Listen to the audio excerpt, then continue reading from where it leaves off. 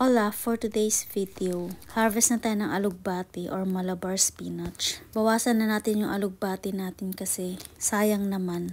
Pwede na siyang kainin. Ang tataba ng mga dahon. Para din dumami siya, ititrim natin. Ito yung pinakaunang harvest ko sa mga tanim namin. Pagdating ko sa bahay, hinugasan ko na siya kaagad. Hinugasan ko ng 3 beses. Kahit organic yung tanim natin, baka kasi mamaya may mga uod. Kasi nga hindi tayo gumamit ng pesticides. Kaya hinugasan ko siya ng maraming beses.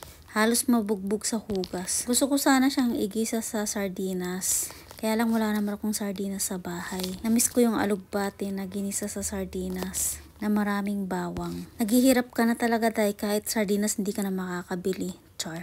Kaya naisip ko may itlog sa bahay. Gigisa ko na lang siya, haluan ko siya ng itlog. Kaya nag-scrambled ako ng 3 eggs. Tinimplahan ko yung itlog ng asin at paminta.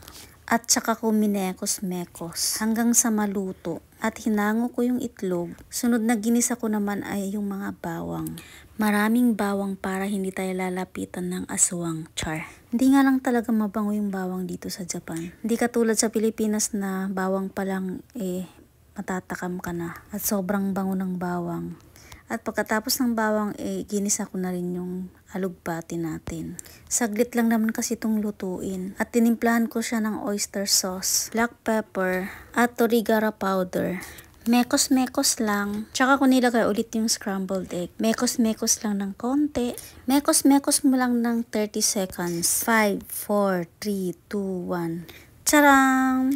Luto na siya. At magsandok na sa plato at kakain na tayo. Dahil malang bigas, tinapay ang partner natin. Itadakimasu! At yun lang for today's video. Okay, bye!